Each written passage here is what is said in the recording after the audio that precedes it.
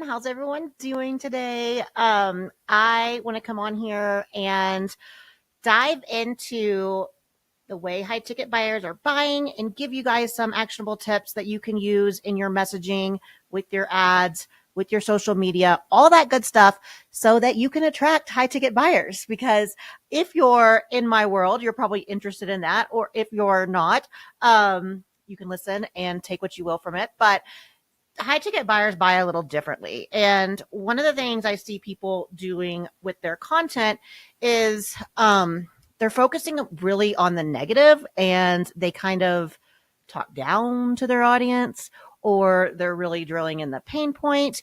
And the thing is high ticket buyers will buy off of the promise of pleasure. Okay. They want the status upgrades. They want to feel really good. And if you can have your content show them that that's the kind of transformation you're going to be able to provide, then they are way more likely to buy from you.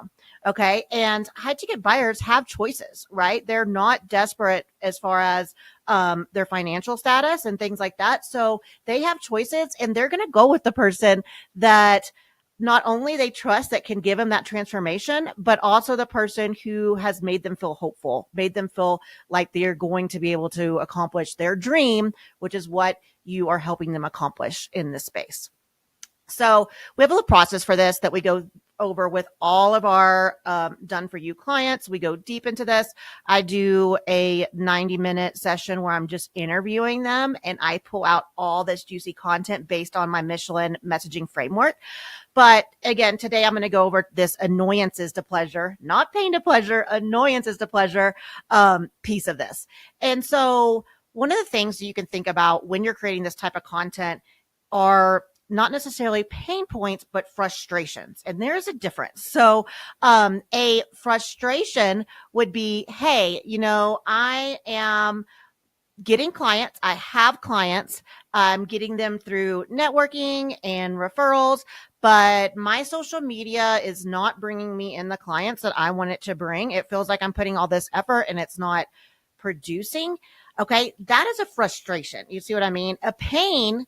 Someone in pain would be like, I am desperate for clients. I do not have clients. I don't know how I'm going to pay my bills this month, and I'm freaking out. So you see the difference? Those are two very different types of clients, right? And nothing's wrong with serving the other type of client. I want to make that clear. But if what you're going for, if you're trying to serve the client who is not in that pain and who's looking for that up level, then you need to make sure your messaging is going to attract that. So one thing you can do right now is really kind of dive deep and think about what are at least 5 different annoyances that your ideal clients have right now. What's annoying them?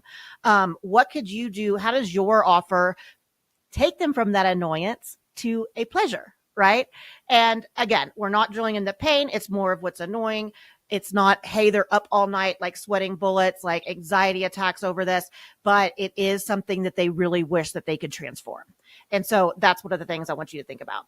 And then you also want to think about, when you're crafting your messaging around this, what is the impact that has on their daily lives? A lot of times this is something that's super inconvenient for them. It's a time waste. It could even be they're spending more money than they need to spend on this kind of thing because it's not optimized.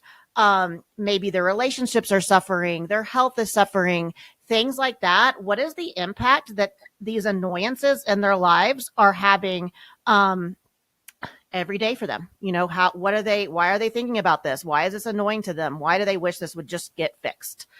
And then you're going to want to map out your transformation for these. And so the way I like to do it is I will list each annoyance, and then under the annoyance, my solution, and then the pleasure that's created on the other side of this. Okay. So like, for example, posting on social media every day, like I was just saying, these people have clients. They have been getting clients through referrals or networking, but they would really like their impact to be reached further. They want more people to hear their message. They want people to be super inspired by what they do, and they really want to make that impact. And of course, they want more money too, right? And so that's an annoyance. Those are annoyances for some of my people. And my solution is I can create content for them and run ads for them so that they are going to not only get their message spread far and wide, but they're also going to be attracting people who they are really pumped to work with, right? And so that pleasure created is one, I save them a ton of time, and two, they get recognized for their work, they're getting mass recognition, and three, they're making a big impact, and four, they're making more money. So see, those are all pleasures that I'm creating from that annoyance. So they were annoyed before, this was frustrating for them, and now they are living the dream, right? And that's what you want to be able to convey in your own messaging, in your own copywriting. And so that is just a little trick for you. And then also what you can do is for each one of those, tap into the emotion. So what are the emotions on the other side? How does this really feel? Paint a vivid picture of what it's like to work with you, so that people can really see themselves in it. Right. And they really, I've found that once I switched this in my own business, because I used to, of course, just like you, just like most people, what we were taught was pain point marketing. And I used to really struggle with the type of people that I was bringing in. Right. And once I made this switch, everything shifted for me. And so now I've been doing this with my clients for the past about 4-ish years now. We focus more on this frustrating annoyances to pleasures, and the results have just been wild, right? Just by making that switch. And another thing is, I'll just conclude with this, is please, please, please, please, please, in your content, think about how it might make the readers feel. If you're shaming people and making people feel really bad, I'll tell you right now, high ticket buyers do not like that. High ticket buyers are very pleasure driven, right? They're very pleasure driven. They're used to be treated a certain way. If your content is putting them down, they're not going to feel good, right? And we want people to feel really good in our space. So when they get there, they're motivated to do their part in the transformation, right? We want them to be really motivated, future oriented, and all that stuff, instead of stuck in the pain. Okay.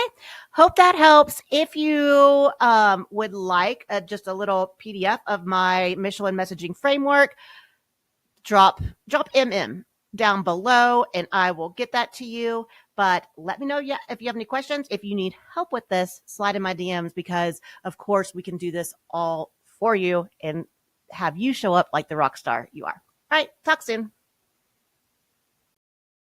Okay, you guys, let's talk about belief shifting and why using belief shifting tactics in your messaging is going to get you more high ticket buyers. In an ethical way, of course. If you are selling something crappy, if you are selling something that doesn't actually foster transformations, don't listen to this. This is not for you. But if you're working for the greater good, pay attention, because okay, so for every single one of our private clients that come into our agency, of course, we love running ads. We are specialists with high ticket marketing, but we don't just run ads. We also help them nail their messaging. We do a deep dive in their messaging, because we know if the messaging is not really tight and good, then the ads aren't going to do what they need to do. So part of our messaging is a framework that I call the Michelin messaging framework. And so what we're going to go over today is belief shifting. And this is what happens when your ideal prospects believe something that you know is not necessarily true, or your truth is different. And I'll go into that in depth here in a minute. There's also annoyances to pleasure. So what are annoying them? This doesn't mean like a severe pain. It's like what it's annoying them, and how can your services or your products get them to a pleasurable state. We also focus on very outcome focused, painting the picture vividly for what it looks like to work with you and where they will be on the other side of it. Then also status upgrades. We know high ticket buyers are motivated by status. There's all different kinds of status upgrades, and we want our clients to be able to communicate that with their content. Confidence for conversions is the next one. And this is how you show up extremely confident in your solution. This is how you're going to get people in your DMs wanting to work with you, because they know you know your shit.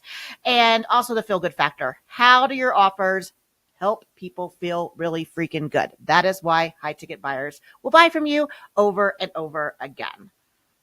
So let's dive into it. Imagine that your ideal client has been believing something that keeps them stuck. And not only is it keeping them stuck, but it's keeping them from working with you because there is some belief that they have that is causing them to, one, not see the value in what you offer, or to see that it's just not relevant to them. We obviously want to change that. It is oftentimes something that we know that is not true. So when we think about belief shifting is the art of identifying your audience existing beliefs and guiding them towards a new perspective that's going to better serve them. And so let me just give you some examples of this. Let's say, well, in my field, sometimes people will, I know sometimes people think this, that they have to spend, 10K a month on ads for ads to be successful. They have to have these huge ad budgets.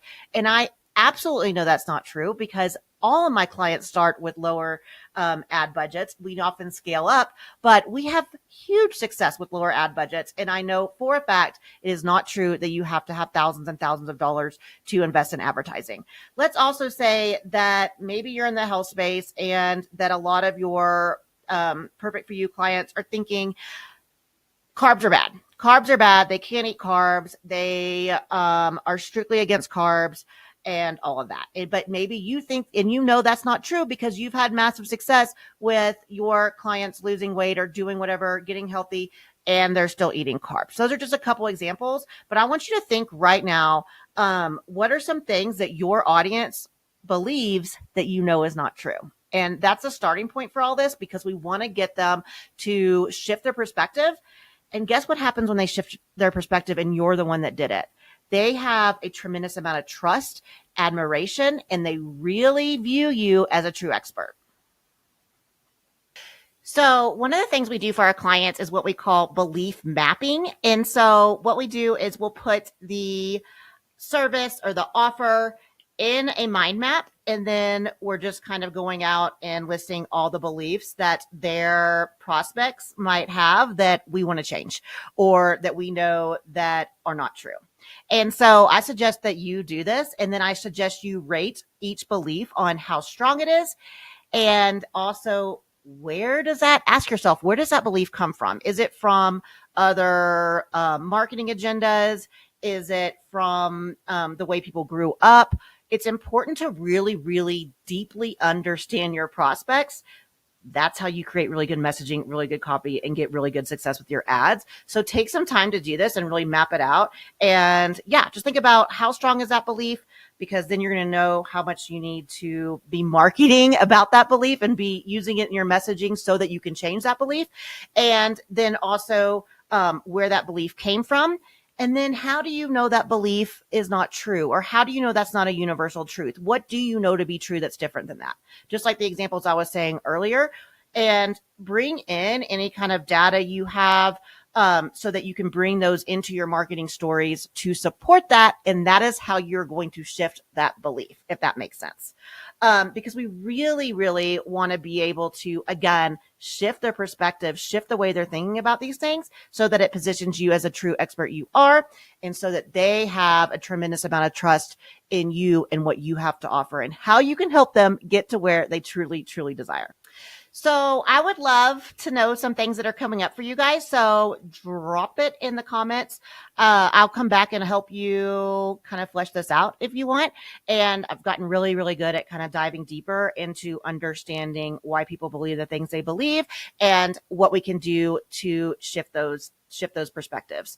And so the next step, a lot of times what we'll do is what we call relate, reveal, reframe. And so this kind of helps you position and write your copy based on what you've already done in the belief mapping, so that, again, you start shifting those perspectives. And so relate is just, using copy that says something like, I get it.